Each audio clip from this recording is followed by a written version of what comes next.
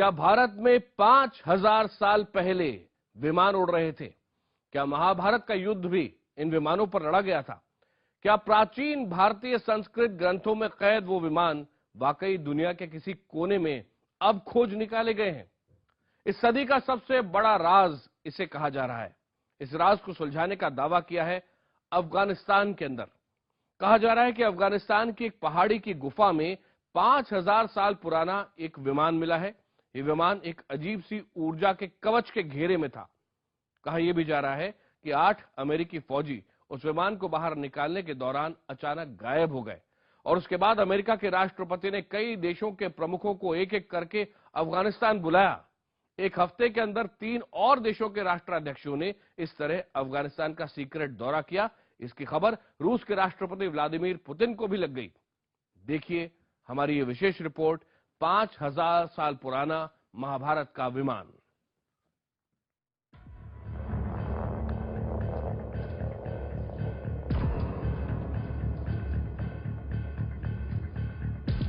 अफगानिस्तान की पहाड़ियों में क्या कैद है 5000 साल पुराना विमान? वो विमान जिसका जिक्र प्राचीन भारतीय ग्रंथों में मिलता है, जिसकी तस्वीरें प्राचीन चट्टानों पर उकेरी गई। अफगानिस्तान की पहाड़ियों में महाभारत के वक्त के इस विमान की तलाश। 2012 के इस चौंकाने वाले वीडियो को सदी का सबसे बड़ा रहस्य माना जा रहा है।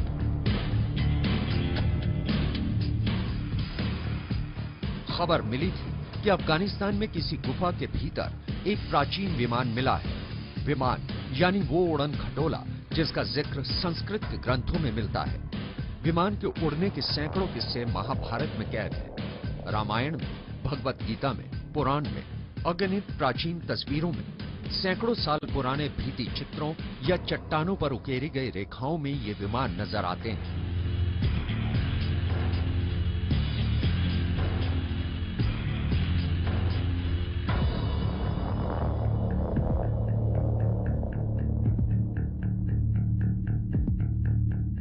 इन विमानों में बैठे लोगों को देवता कहा जाता है।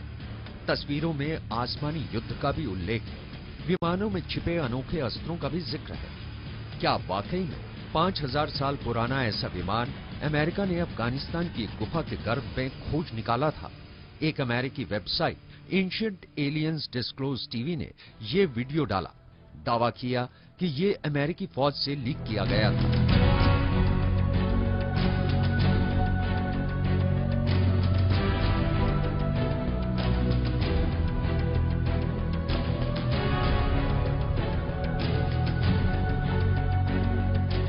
इसमें 8 अमेरिकी मरीन कमांडो एक मिशन पर जाते नजर आ रहे हैं। दावा किया गया कि यह मिशन प्राचीन भारतीय ग्रंथों में दर्ज विमान का पता लगाने के लिए था।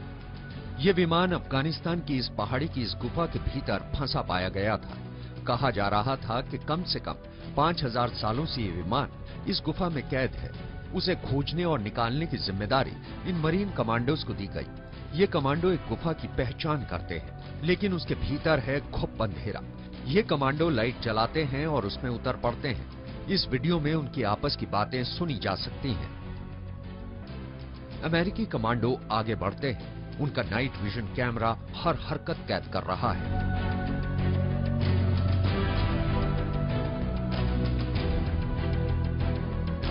कुछ चमकीली चीजें नजर आती हैं। आगे जमीन पर जैसे कुछ बत्तियां दिखने लगती हैं। फिर अचानक एक झटके और एक अजीब सी आवाज के साथ ये कैमरा बंद हो जाता है।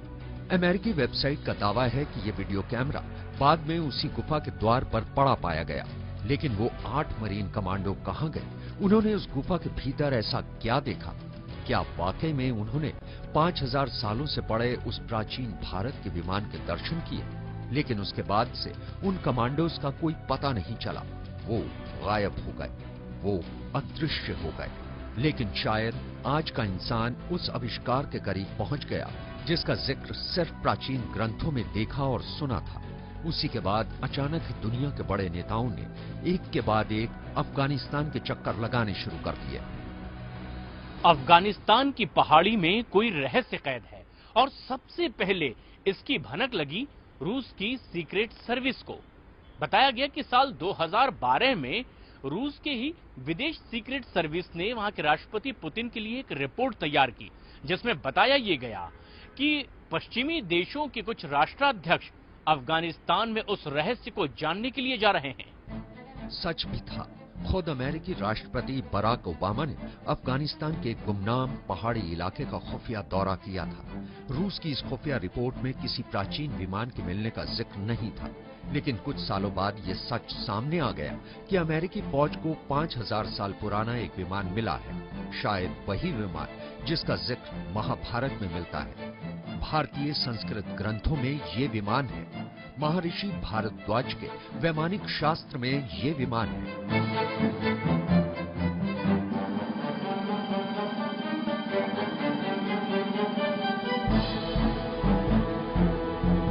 ये खोज कितनी अहम थी, इसका अंदाजा इसी बात से लगाया जा सकता है कि इस गुफा का पहला दौरा किया खुद दुनिया के सबसे ताकतवर इंसान अमेरिकी राष्ट्रपति बराक ओबामा ने, और अगले एक हफ्ते के भीतर 4 देशों के राष्ट्रीय अध्यक्ष भी एक के बाद एक अचानक अफगानिस्तान की उसी गुफा में पहुंचे।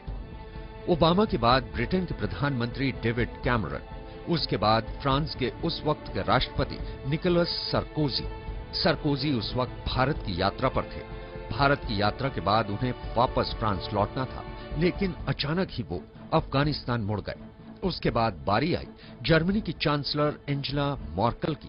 इन चारों महाशक्तियों के राष्ट्राध्यक्षों का अफगानिस्तान की एक पहाड़ी की ओर आना ही रूस के राष्ट्रपति व्लादिमीर पुतिन के कान खड़े कर गया। पुतिन ने रिपोर्ट मांगी और रूसी खुफिया एजेंसी पड़ताल में लग गई, लेकिन भीतर उस गुफा में क्या मिला, अमेरिकी वायुसेना की एक लीक हुई रिपोर्ट में आगे की कहानी का पता चलता है। बताया गया है कि 8 अमेरिकी मरीन कमांडो इस प्राचीन विमान के पास पहुंचते ही गायब हो गए। कहा जा रहा है कि महाभारत के वक्त का यह प्राचीन विमान एक अद्भुत ऊर्जा कवच से घिरा हुआ था। ये ऊर्जा कवच उसे इतने सालों से बचाए हुए था। कहा यह भी गया कि जैसे ही 8 अमेरिकी फौजियों ने उस विमान को हटाने की कोशिश की, वो टाइम वेल में खिंचकर गायब हो गए। The Mercury vortex engine is perhaps a failure in the translation because the vortex is not a material quite suitable to a jet engine. तो क्या ये माना जाए कि इसी विमान की ताकत के शिकार हो गए वो अभागे 8 अमेरिकी सैनिक जो इसके नजदीक पहुंचे थे, इसे किसी विमान का अवशेष मानकर? लेकिन ये तो यहां पर सदियों से मौजूद एक जीता जागता विमान था जिसमें मौजूद थी पूरी की पूरी ऊर्जा। ये फौजी टाइम वेल में खिंच गए। क्या भला है टाइम वेल? क्या महाभारत में जिस विमान का जिक्र मिलता है वो किसी अनोखे ऊर्जा स्रोत से चलता था? अगर अमेरिकी वायुसेना के लीक हुए दस्तावेजों को सच माना जाए तो ये कहानी फिल्मी लगती है। एक प्राचीन विमान को देखकर फौजी हैरान रह जाते हैं और फिर अचानक उस विमान के कवच में वो खुद विलीन हो जाते हैं। आप अमेरिकन साइंटिस्ट को और यूरोपियन साइंटिस्ट को सुन रहे होंगे, वो विमाना की बात कर रहे हैं। विमान जिसे लेकर पूरे पश्चिमी देशों के वैज्ञानिक और भाषाविद कई वर्षों से रिसर्च भी कर रहे हैं। संस्कृत के प्राचीन भारतीय ग्रंथों को खास तौर पे जर्मनी के स्कॉलर छान रहे हैं।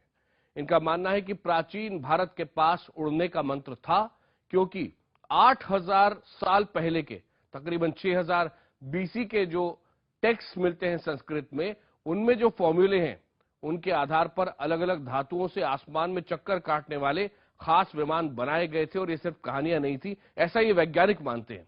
प्राचीन चट्टानों में भी ऐसे विमानों के चित्र उकेरे हुए नजर आते हैं।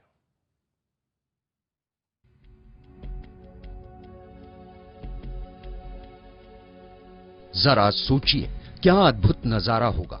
5000 साल पुराने विमान का पता चला अमेरिका को। वो विमान जो भारतीय संस्कृत के ग्रंथों में मिलता है, दिखता है। वो विमान जिसका जिक्र महाभारत में कई बार होता है। वो विमान जो अजीब सी ऊर्जा से ओतप्रोत था।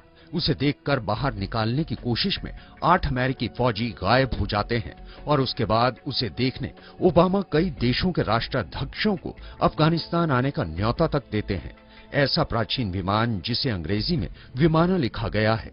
लेकिन आखिर ये विमान किस ऊर्जा कवच से घिरा था कि जिसके असर से 8 अमेरिकी फौजी गायब हो गए? क्या था ये टाइम वेल?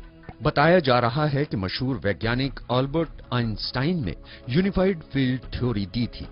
आइंस्टाइन ने बताया था कि सृष्टि में एक इलेक्ट्रोमैग्नेटिक रेडिएशन ग्रेविटी फील्ड बनाया जा सकता है। यह फील्ड ऊर्जा का भंडार होगा और किसी भी वस्तु की रक्षा कर सकता है। तो क्या वाकई में 5000 सालों से एक पहाड़ी की एक गुफा में कैद था एक विमान, वो यंत्र जो प्राचीन भारत में उड़ा करते थे, जिन पर बैठकर युद्ध लड़े जाते थे? ऐसा ही एक युद्ध था Mahabharat. The Vimanika Shastra goes into metals that are used in each craft. It talks about electricity and power sources. It talks about the pilots and the clothing they have to wear. It talks about the food that they eat. It talks even about the weapons that are kept on these airships. गौर से पढ़िए महाभारत का ये अंश। क्या ये महज कल्पना की उड़ान थी या फिर वाकई में ये सृष्टि का पहला हवाई युद्ध था? महाभारत के इस अंश में लिखी बातों से साफ जाहिर होता है कि प्राचीन भारत में न सिर्फ उड़ने वाले ऐसे उड़न खटोले मौजूद थे, बल्कि उनमें अस्त्रों की वो मारक क्षमता भी मौजूद थी जो पूरे के पूरे नगर को नष्ट करने की ताकत रखती थी। ऐसे में क्या ये माना जाए कि प्राचीन काल की ये वही विमान थे जिनके पास परमाणु बमों और मिसाइलों की भी ताकत मौजूद थी? महाभारत में आग उगलने वाली मिसाइलों के अलावा एक तेजी से चक्कर में घूमने वाले अस्त्र का भी जिक्र है, जो घूमते घूमते तेज रोशनी की किरण फेंकता है और जिस पर भी वो किरण पड़ती है वो राख हो जाता। तो क्या ये ब्रह्मास्त्र ही दरअसल आज का परमाणु बम था? प्राचीन संस्कृत ग्रंथों में जिस विमान का जिक्र मिलता है उसमें कई पंख हैं और कई मजबूत पहिए भी हैं। तो क्या वाकई भारत में प्राचीनतम विमान मौजूद था? 4 ईसा पूर्व में महर्षि भारद्वाज के लिखे वैमानिक शास्त्र में बाकायदा विमान के डिजाइन और सिस्टम के ड्राइंग भी हैं। महाभारत के अलावा रामायण और यजुर्वेद में भी ऐसे उड़ने वाली मशीनों का जिक्र है। कहा गया है ये मशीनें 2 जुड़वां भाई अश्विन इस्तेमाल किया करते थे। और तो और ऋग्वेद में भी अश्विन के इन विमानों का वर्णन है। इनके बारे में कहा गया है कि ये 3 मंजिला होते थे, त्रिकोणीय होते थे और इनमें 2 पंख और 3 पहिए होते थे। ये कम से कम 3 लोगों को ले जा सकते थे। ग्रंथों के मुताबिक ये विमान खास तौर पर सोने, चांदी और लोहे से बने होते थे। इसी विमान के जरिए अश्विन ने समुद्र में फंसे राजा भुज्जू की रक्षा की थी। इन विमानों को कंट्रोल करने की विधि थी और उन्हें भयंकर तूफान या बिजली गिरने की हालत में उन्हें बचाया जा सकता था। और तो और हिंदू ग्रंथों में ये भी बताया गया है कि कैसे विमान सौर ऊर्जा का इस्तेमाल करते थे।